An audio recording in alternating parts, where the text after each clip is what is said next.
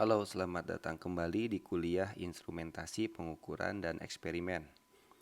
Di segmen ini kita akan belajar tentang sensor aliran, jenis differential pressure maupun yang lainnya. Kalau kita bekerja di oil and gas company, ya, kita akan banyak menemukan banyak jenis sensor aliran atau flow, ya. Berapa meter kubik per menit atau berapa galon per menit, berapa barel per jam. Nah, itu identik dengan berapa energi yang dialirkan per satuan waktu, ya. Atau secara ekonomi bisa dikatakan berapa rupiah atau dolar per menit atau per jam yang dialirkan. Nah, kita mulai dulu dari prinsip Bernoulli, ya. Jadi, jika kita memiliki sebuah pipa yang mengalirkan minyak, ya, nah, untuk mengukur alirannya kita perlu melakukan apa ya?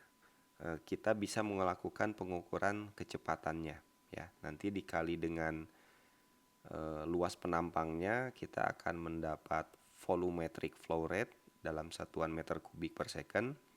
Dikalikan densitasnya, kita akan mendapatkan mass flow rate, ya, atau laju aliran massa yang satuannya adalah kilogram per detik dalam SI. Nah, pipa ini biasanya kita cekik di bagian ini, ya, ada penyempitan sehingga kecepatan fluida yang di sini rata-ratanya kita sebut V1, maka di sini rata-ratanya menjadi V2 lebih tinggi, ya. Di sini diameter pipa D besar, sedangkan di sini diameternya adalah diameter apa? Kita sebut orifice, ya. Nah, ada banyak jenisnya, kita sebut orifice dulu. Ini D kecil.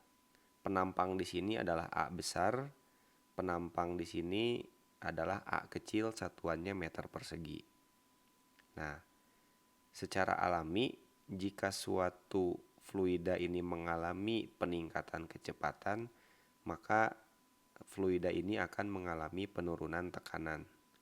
Jadi, ingat, tekanan P2 akan lebih kecil daripada tekanan di titik sini atau P1, ya. Nah, jika kita bisa mengukur selisih antara P1 dan P2, maka kita akan bisa mengetahui berapakah V1, ya. Kita lebih tertarik mencari V1 daripada V2. Kenapa? Karena V1 dikali A besar itu adalah volumetric flow rate, ya, di mana A besar ini bisa kita ketahui dari diameter pipa, ya. Kalau diameter pipa itu spesifikasinya mudah ditebak dari luar, sedangkan kalau ini kan kita tidak tahu, ya, diameternya berapa yang terjadi. Oke, kita lanjut. Nah, di sini kita gunakan prinsip Bernoulli dengan asumsi tidak ada rugi-rugi energi, ya. Jadi prinsip Bernoulli itu sebetulnya prinsip fisika, ya, yang diturunkan dari kesetimbangan energi. Kalau Anda perhatikan ini tekanan, ya, ini kecepatan. Kalau dikali densitas fluida, dikali densitas minyak misalkan, ya, ini adalah apa ini hasilnya, ya. Kalau ini energi kinetik, ini energi potensial gravitasi, ya, MGH, ya, kalau Anda ingat. Sedangkan yang ini adalah energi potensial, ya. Jadi Anda bayangkan bahwa ini seperti pegas, ya. Jadi kalau fluida itu mempunyai sifat kompresi, nah ini mirip dengan energi pegas. energi potensial pegas, ini energi kinetik ya. Sedangkan ini adalah energi ketinggian ya. Oke, Z1, Z2 kita anggap sama, bisa dicoret ya. Sehingga tersisa P1 min P2 sama dengan setengah densitas fluida ya dikali selisih kuadrat kecepatan. Nah, kecepatan ini V2 itu tentu berbanding terbalik dengan luas penampang. Jadi di sini ada pengecilan penampang tapi kecepatannya meningkat, maka kita sebut berbanding terbalik. Di sini kecepatan rendah, penampangnya besar ya. Nah, jadi faktor pengalinya V2 itu adalah A besar per A kecil kali V1 ya. Nah, kalau dalam diameter ini kan kuadrat ya, kuadrat luas dalam diameter ini akan menjadi pangkat 4. Nah, kesimpulan sementara kita bisa mengatakan bahwa selisih tekanan yang terjadi itu sebanding dengan kuadrat kecepatan rata-rata fluida ya. Sisanya konstanta. Rho ini densitas fluida, ini diameter pipa, ini diameter orifis kita sebut. Lanjut.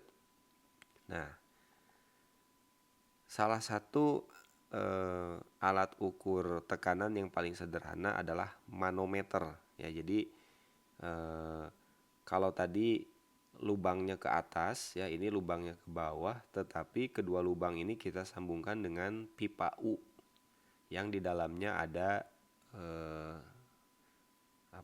cairan berupa raksa atau merkuri ya, dalam kimia itu Hg, hidragirum. Oke. Nah, beda tekanan antara titik 1 dan titik 2 itu diukur dengan cara membandingkan level dari raksa ini ya. Anda lihat ini H kecil, ini H besar. Nah, kita bisa menggunakan analisis tekanan hidrostatik di titik alfa dan di titik beta ya. Logikanya jika segmen merkuri ini tidak bergerak, maka gayanya seimbang. Gaya di titik ini dengan gaya di titik ini seimbang ya. Karena luas penampangnya sama, berarti tekanan di alfa sama dengan tekanan di beta. Nah, ini ya, tekanan di alfa adalah tekanan di titik 1 ditambah kedalaman ini, tekanan hidrostatik ini, rho G H besar. Sedangkan di titik beta itu adalah tekanan di titik 2 atau P2 ditambah tekanan hidrostatik fluida ini ditambah tekanan hidrostatik dari merkuri. Makanya di sini ada rho merkuri. Rho M itu densitas merkuri. Sedangkan ini adalah densitas fluida itu sendiri yang mengalir. Ya. Segmen atau ketinggiannya adalah H besar dikurangi H kecil, sedangkan merkurinya adalah H kecil. Oke, kita selesaikan persamaan ini, bisa disederhanakan. Nah, sampai kita peroleh bahwa delta P atau P1 min P2 itu adalah rho merkuri ya dikurangi rho dari fluida yang mengalir dikali GH. Nah, sedangkan di slide sebelumnya kita sudah dapatkan delta P itu rumusnya ini. Ya, kita eliminasi delta P ini ya atau substitusi. Nah, kita dapatkan V1 sama dengan sekian ya.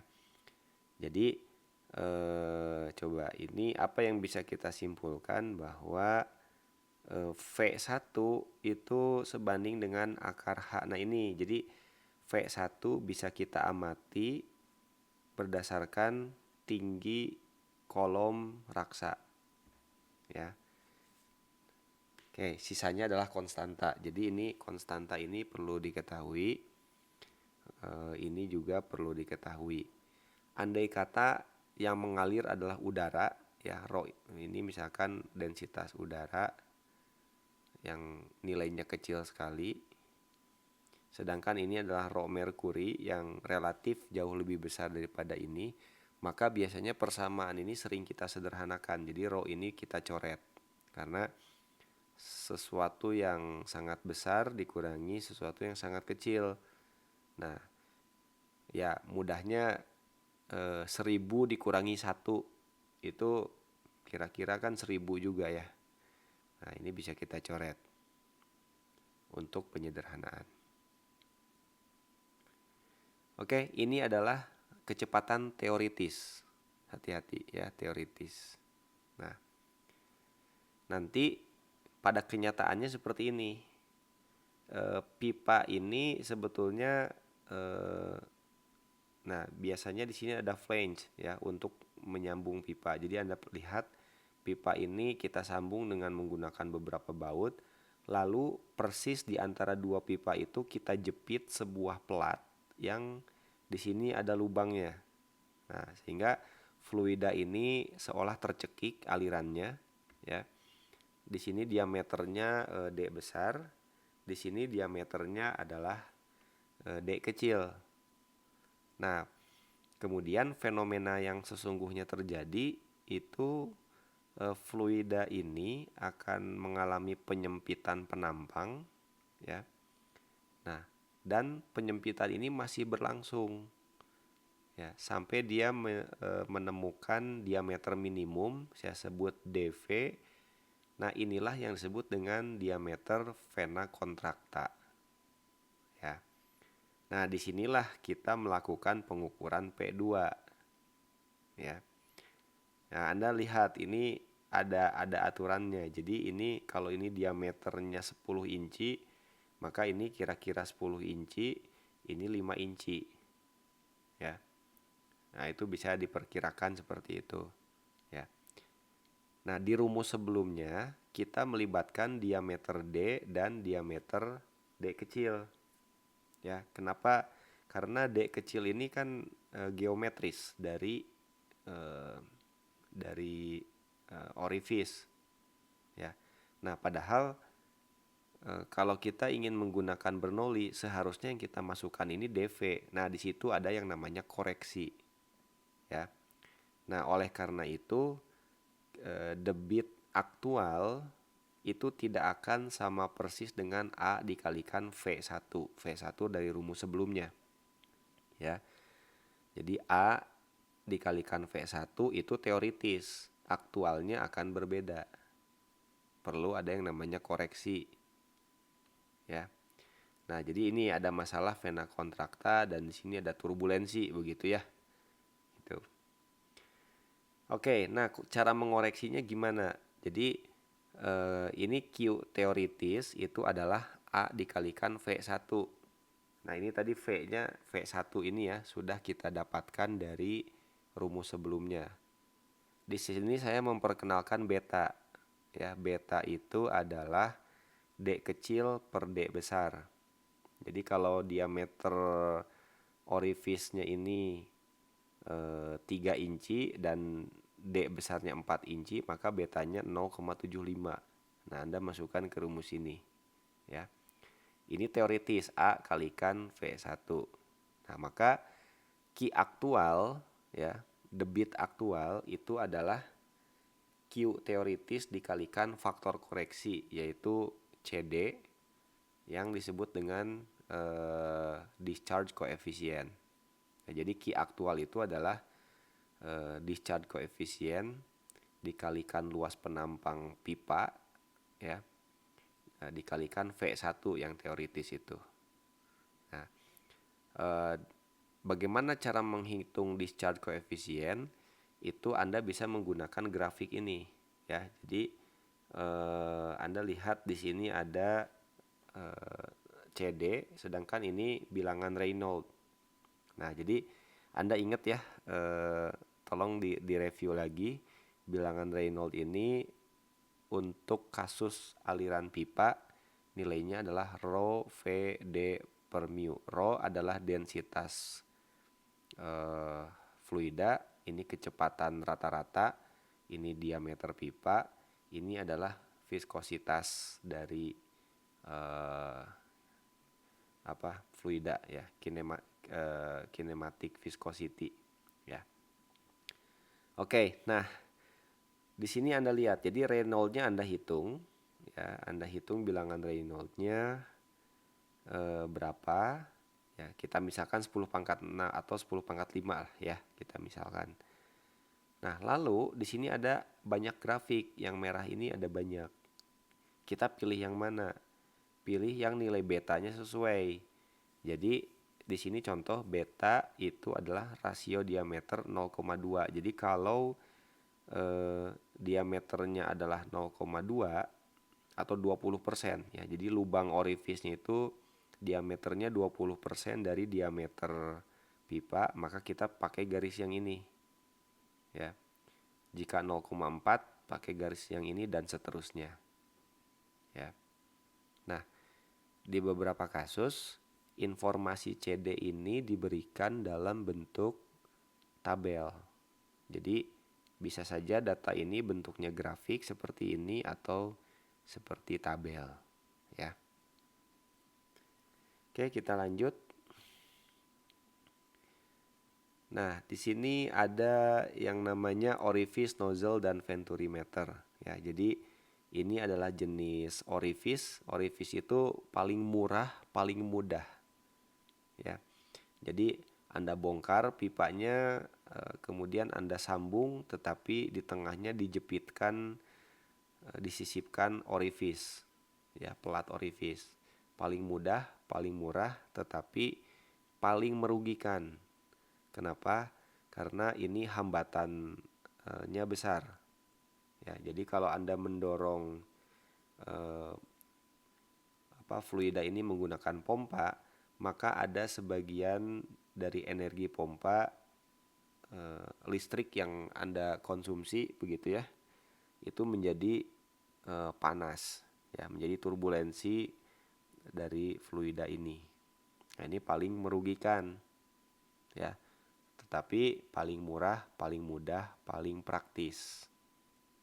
Nah, ada alternatifnya, ada yang bentuknya nozzle. Ya. Bentuk nozzle ini sedikit lebih baik dibanding orifice karena ada lengkung ini. Ya. Nah, ini koefisien discharge koefisiennya dari nozzle ya. Cara pakainya mirip, bahkan sama ya. Ini betanya Anda hitung berapa nih, ini D-nya. Nah, Anda perhatikan ini ada konstruksi yang istimewa di sini. Jadi tekanan P2 ini diukur dari titik ini ya. Jadi ada desain khusus ya. Itu sebab kenapa nozzle itu sedikit lebih mahal ya dibandingkan dengan yang orifice. Nah, ini Anda bisa bayangkan manufakturnya sulit ini. Ya. Nah, ini adalah discharge coefficient, silahkan pakai. Beta adalah rasio D kecil per D besar. Ya, ini bilangan Reynolds sama. Hanya grafiknya bentuknya berbeda dengan yang orifice. Nah, yang ini adalah venturimeter ya. Jadi dia paling rendah hambatan, paling efisien, cuma dia mahal dan dia butuh space atau dimensinya panjang. Anda lihat, ini ujung pipa kiri, ini ujung pipa kanan. Nah, jadi orifice-nya itu dimulai dari sambungan ini ya dan berakhir di sambungan yang ini. Ya. Lalu P1 itu diukur di sini. Anda lihat, ini lubangnya ada banyak. Jadi Anda bayangkan lubangnya itu ada di sekeliling pipa ya. Kemudian di sini ada lubang seperti cincin. Jadi ini melingkar nih, nyambung ke sini. Nah, ini P1 kita ukur tekanannya. Nanti P2 juga kita ukur di sini. Nah, ini kenapa P2 diukurnya di sini bukan di sini? Ya, ada hitung-hitungannya yang jujur saya tidak menguasai. Ya, ini butuh ahli fluida ya untuk merancang venturimeter yang akurat, efisien, ya, dan murah. Itu susah ya, ya pastinya mahal begitu ya. Oke, ini discharge koefisiennya juga Anda bisa lihat mendekati 1 ya, jadi hampir tidak ada pengaruhnya lah ini. Jadi untuk bilangan Reynolds yang tinggi ini bisa dikatakan discharge koefisiennya ini nyaris 1 ya, jadi hampir bisa diabaikan. Kalaupun 0,98 itu errornya hanya 2%. Ya, error pengukurannya 2%. Baik, itu ya, saya kira kita lanjut ke tabung pitot ya. Nah, tabung pitot ini sebetulnya tujuannya sama ya. Kita gunakan untuk mengukur flow dari fluida. Nah, tapi Anda lihat, ini pipa ya. Kemudian di sini ada lubang yang bisa dibuka dan bisa ditutup. Ya. Sehingga tabung pitot ini, Anda lihat tabung pitot ini geometrinya seperti ini, itu bisa dimasukkan ke dalam pipa ketika lubang ini dibuka sementara. Nah, jadi tabung pitot itu portable, bisa kita pindah kemana-mana ya. Kalau di pesawat terbang, tabung pitot ini dipasang permanen. Jadi ini bagian dalam pesawat, sedangkan ini bagian luar pesawat. Nah, tujuannya apa? Mau mengukur kecepatan fluida. Ya, jadi kecepatan itu, informasi tentang kecepatan itu menjadi sangat penting untuk proses kendali pesawat terbang. Ya, makanya dipasangnya permanen. Kalau di industri ini bisa dipasang secara sementara menggunakan tabung pitot portable. Konstruksinya agak istimewa ya. Anda lihat ini ada lubang ya, lubang, jadi misalkan ini udara atau gas ya, bisa masuk kemari. Nah, di sini ada tabung raksa ya, atau manometer lah. Ini manometer sebetulnya. Nanti ini udara di sini bisa terdorong ke sana. Nah, ini ruang lain nih, ruang lain bisa lolos melalui lubang samping ini. Makanya ini disebut titik 1, titik 2. Di titik 1 ya, ini adalah titik stagnan di mana partikel dari fluida ini akan berhenti ya, kecepatannya 0. Sedangkan di sini kecepatannya sama dengan kecepatan yang ingin kita ukur, yaitu V2 ya. Nah, kita menggunakan prinsip Bernoulli. V1 ini kita anggap 0 ya, karena itu titik stagnan.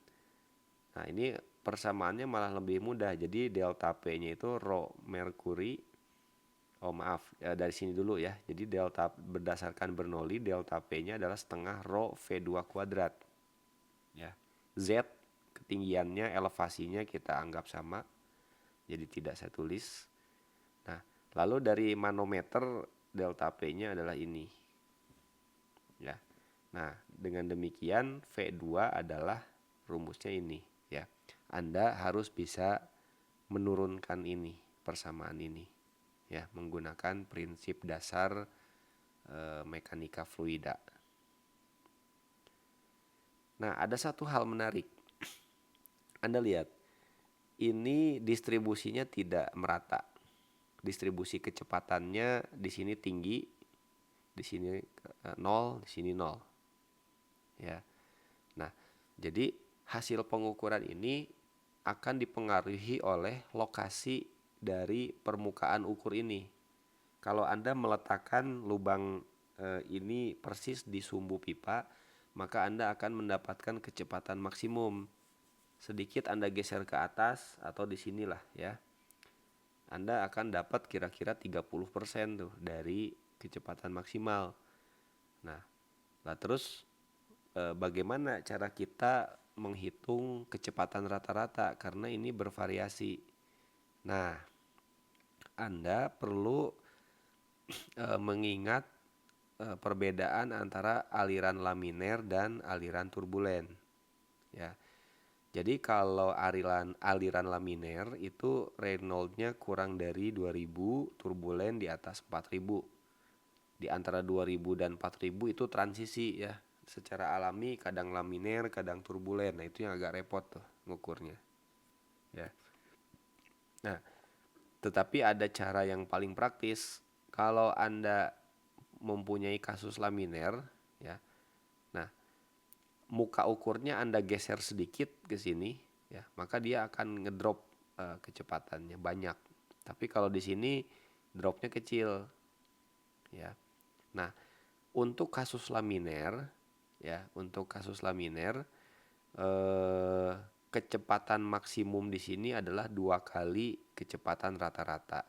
Jadi, kalau Anda mau menghitung kecepatan rata-rata yang saya tandai titik-titik ini, ya, maka itu adalah setengahnya dari kecepatan maksimum. Ya. Sedangkan untuk kasus turbulen, ya, kecepatan maksimumnya adalah 1,23 dari kecepatan rata-rata. Jadi ini maaf harus koma ya. Jadi kecepatan rata-ratanya adalah Vmax dibagi 1,23. Ya.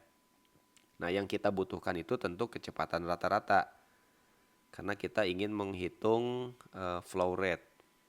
Ya, jadi rata-rata per jamnya berapa meter kubik yang mengalir, berapa kilogram yang mengalir, ya, berapa joule yang mengalir per jam, berapa rupiah yang mengalir per jam, ya.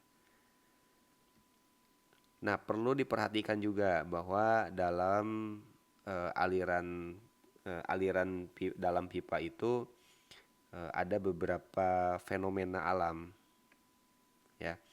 Jadi ketika fluida itu memasuki pipa, sebutlah ini pompa ya. Nah, distribusi kecepatan awalnya itu seragam seperti ini. Nanti seiring bertambahnya posisi ya ke kanan, nanti distribusi kecepatannya menjadi seperti ini. Nah, hal itu disebabkan lapisan batas ini sedang berkembang. Nah, inilah yang disebut dengan entrance region atau daerah, apa bahasa Indonesianya ya, entrance region. Ini mohon maaf nih, daerah entrance ya. Nah, jika diameter pipa ini cukup besar, maka lapisan batas ini nanti akan eh, mencapai konstan di sini ya. Boundary layer ini konstan, sudah tidak berubah lagi terhadap posisi di sini juga konstan, maka akan diperoleh distribusi kecepatan yang seperti ini. Nah, itulah kasus turbulen. Ya. Nah, jika ini masih terus berkembang atau diameter pipanya relatif kecil ya. Ya. Ini terus berkembang sampai suatu saat lapisan batas ini dengan lapisan batas ini bertemu dan tidak ada lagi yang namanya lapisan batas, maka kita akan menemukan kasus laminer seperti ini ya. Oke.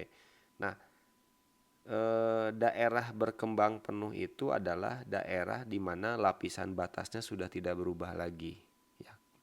Ya, kemungkinannya tetap ada dua, laminer atau turbulen, tergantung dari diameter pipanya juga kan.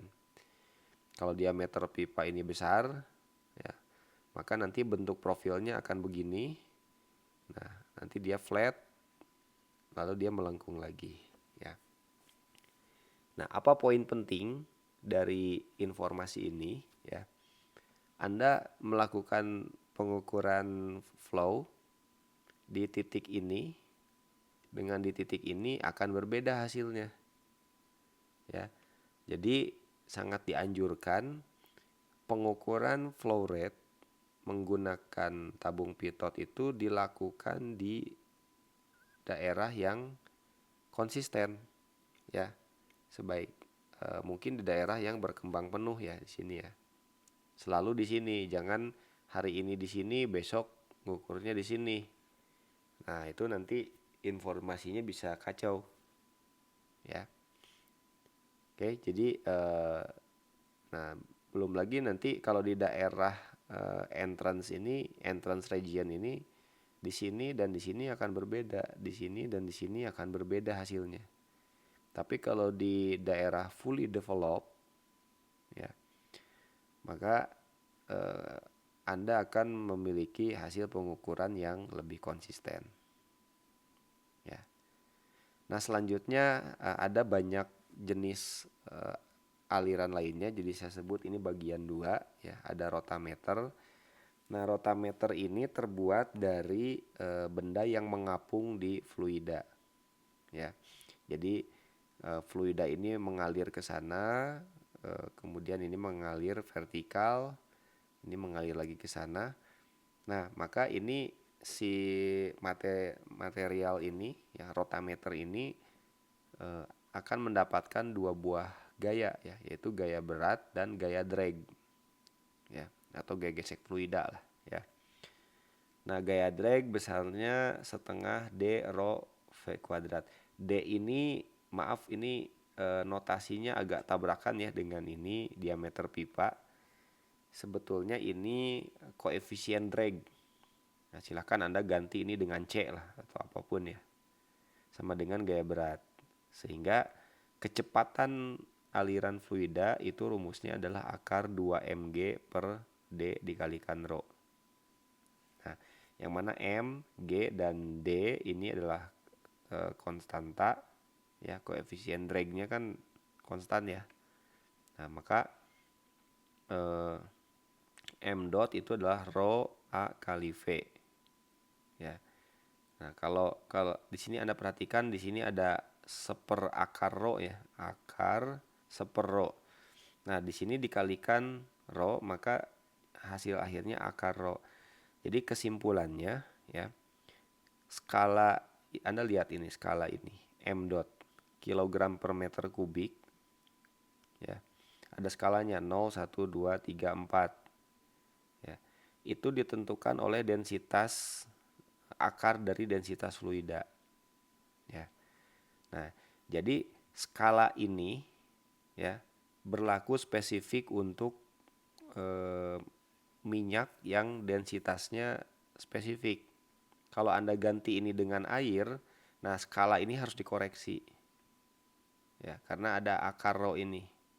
Jadi kalau ini satuannya adalah kilogram per detik, ya, 4 kilogram per detik atau per menit lah, ya. Misalkan ini 2,5 kilogram per menit untuk minyak. Nah, kalau Anda ganti dengan air, skala ini harus dikoreksi karena rho-nya berubah. Ya, densitasnya berubah. Nah, maka gagasannya adalah gini, ya. M dot dibagi akar rho itu konstan. Jadi cara mengkoreksinya adalah M1 dot per akar rho 1 sama dengan M2 dot per akar rho 2 dan seterusnya. Ya. Jadi hati-hati kalau Anda membeli rotameter, ya, dengan skala yang dikhususkan untuk air, lalu Anda pakai untuk minyak. Nah, itu perlu ada koreksi. Ya, perlu ada koreksi dengan menggunakan rumus ini. Nah, ini ada beberapa sensor aliran yang menghasilkan putaran. Contohnya adalah nuteting disk, ya, atau cakram angguk. Anda bayangkan ini air mengalir kemari, ya. Nah, nanti masuk ke sini, ya. Anda bayangkan ini seperti planet Saturnus, ya. Jadi ada piringannya. Kalau ini tertimpa air, maka Anda bayangkan planet ini, ya, akan berputar menurut terhadap sumbu rotasi vertikal ini. Nah, semoga Anda bisa membayangkan gerak dari cakram ini, ya. Nah, dari piringan ini. Jadi karena tertimpa air, nanti dia akan air ini akan turun sampai nanti akhirnya keluar dari titik ini, ya. Nah, si putaran ini akan angguk, ya, jadi anggukan dari cakram ini, ya, akan memutar poros ini. Nah, poros ini nanti berputar dihubungkan ke counter. Ya, jika Anda pernah melihat meteran PDAM, ya, perusahaan daerah air minum, itu ada meterannya. Nah, biasanya menggunakan sensing elemen seperti ini. Ya, dia itu cukup akurat untuk aliran fluida yang bahkan sangat lambat, seperti halnya di rumah kita. Ya, aliran air di rumah kita biasanya lambat, ya, jadi ini nanti akan berputar. Oke, dihubungkan dengan counter. Jadi kita bisa menghitung kubikasi dari konsumsi air. Ada jenis turbin. Ya, jadi ini turbin akibat aliran ini berputar. Nah, di sini ada beberapa magnet. Setiap kali magnet ini melewati kumparan, ya, maka akan ada muncul tegangan listrik yang terjadi. Nah, tegangan listrik ini akan berbentuk pulsa, ya, setiap kali magnet itu lewat. Nah, jadi jumlah pulsa itu akan menentukan jumlah putaran turbin, yang mana jumlah putaran turbin itu sebanding dengan jumlah air atau minyak yang mengalir melalui turbin ini. Ya. Oke, lanjut. Nah, ini juga turbin jenis lain, tetapi paling murah, ya. Konstruksinya sederhana. Di sini ada magnet. Ya, magnet ini nanti kita gunakan untuk menginduksi kumparan, sehingga kumparan itu menghasilkan tegangan listrik. Ya, ini biasanya untuk alat-alat yang tidak butuh presisi tinggi. Ya. Nah, ada yang jenis roda gigi. Jadi Anda bayangkan ini roda giginya elips, ya, seperti ini. Nah, pada kondisi ini, ya, Anda perhatikan akibat tekanan fluida, ya, ini torsinya 0 karena di sini ditekan, di sini ditekan. Jadi ini torsinya 0. Sedangkan roda gigi yang ini, ya, mendapatkan tekanan di permukaan ini sehingga torsinya counterclockwise, ya, berlawanan arah jarum jam. Nah, jadi pasangan roda gigi ini, ya, ini akan berputar clockwise, ini berputar counterclockwise. Nah, silahkan bisa dilanjutkan, ya. Jadi ini Anda bisa teruskan analisisnya, ya, analisis torsi. Nah, nanti ini akan secara kontinu berputar clockwise, yang ini counterclockwise. Ya. Oke. Nah, jadi nanti putaran ini yang akan kita ukur, ya, untuk mengukur flow rate. Ini yang jenis baling-baling, ya. Jadi ini nanti fluida mengalir kemari. Nah, ini muncul torsi. Jadi ini akan silinder ini akan berputar clockwise akibat tekanan fluida di sini, ya. Nah, kemudian di dalamnya itu ada baling-baling yang bisa bergerak arah radial secara bebas, ya. Biasanya ini beberapa dilengkapi dengan pegas. Jadi supaya ini selalu terdorong ke arah luar, ya. Meskipun sebetulnya ketika ini sudah berputar cukup cepat, ya, bilah-bilah ini akan terlempar ke arah luar akibat adanya gaya sentrifugal. Nah, jadi nanti fluida itu akan mengalir dari titik 1 ke ruang 1, ke ruang 2, 3, dan seterusnya sampai keluar. Ya. Nah, nanti putaran dari cakram ini, putaran dari disk ini akan kita ukur. Nah, ini ada jenis yang lain, ya. Contohnya adalah vortex shading. Vortex shading ini, jadi di sini ada perintang, ya, ada rintangan. Kemudian di sini ada sensor getaran, ya. Nah, dengan adanya rintangan ini nanti sebagian air akan bergejolak seperti ini, ya. Nah, sehingga nanti ini akan bergetar, ya.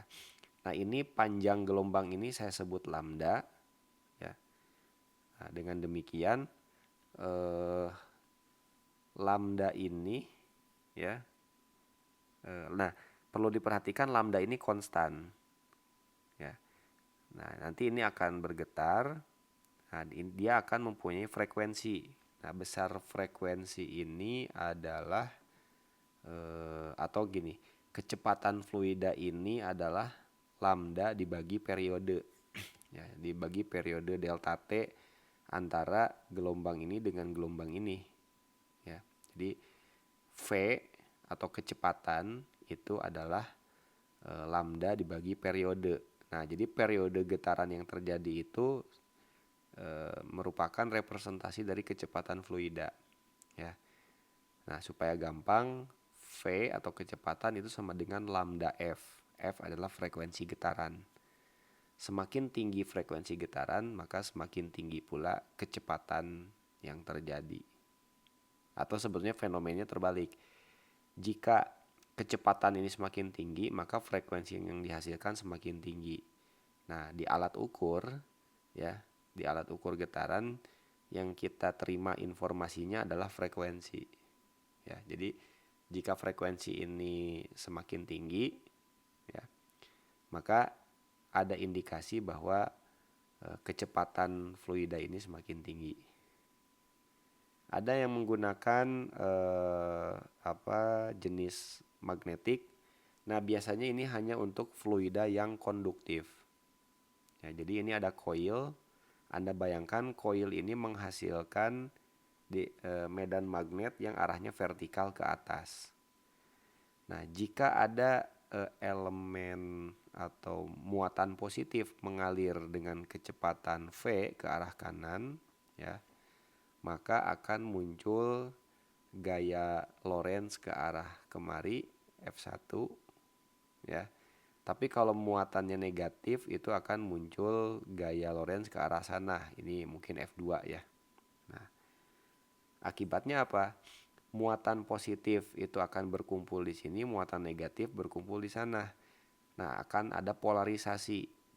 Jadi kalau kita pasang voltmeter antara permukaan ini dengan permukaan yang di seberangnya, akan ada tegangan listrik. Ya. Nah, yang mana tegangan listrik ini sebanding dengan kecepatan yang terjadi. Ya. Ini hanya berlaku untuk fluida yang konduktif. Konduktif itu bisa mengalirkan arus listrik. Nah, ini ada yang menggunakan pemanas. Jadi prinsipnya konveksi paksa. Jadi ada di sini ini elemen pemanas ya. Jadi si fluidanya ini dipanaskan ya. Lalu di sini ada sensor temperatur ya. Oke. Jadi bagaimana cara kerjanya? Semakin cepat aliran fluida, maka semakin tinggi pula konveksi yang terjadi. Artinya temperatur di sini yang terbaca ya akan semakin rendah. Nah, semakin lambat alirannya, maka konveksinya juga semakin kecil. Ya, temperatur di sini akan lebih tinggi. Nah, kesimpulannya bagaimana? Temperatur ini berbanding terbalik dengan kecepatan fluida yang terjadi. Ya. Nah, ini ada jenis ultrasonik. Ya, ultrasonik ini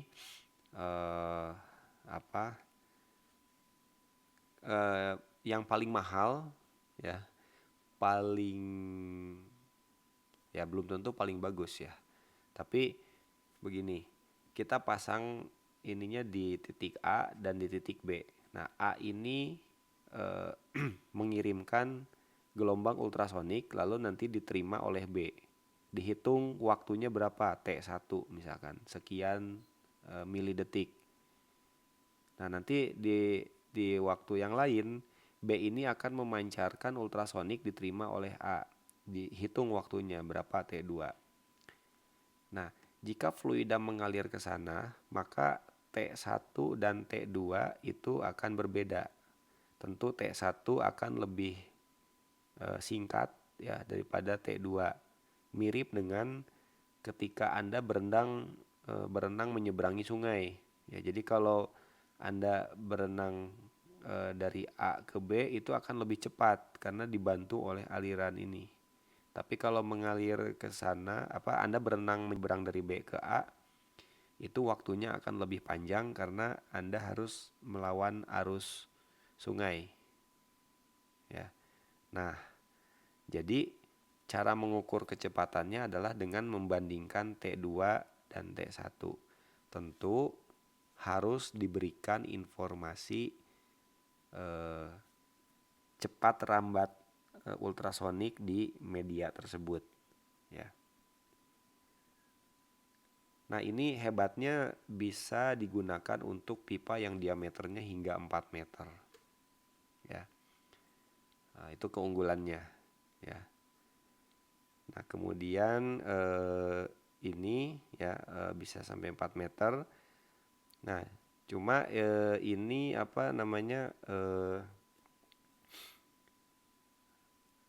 karena dia itu dia tidak mengganggu aliran, ya, tidak mengganggu aliran, ya. Tetapi di sisi lain ini mahal, begitu. Ya, mahal. Biasa ada plus, ada minusnya. Oke, baik. Terima kasih. Saya cukupkan kuliah kita sampai di sini. Terima kasih atas perhatiannya.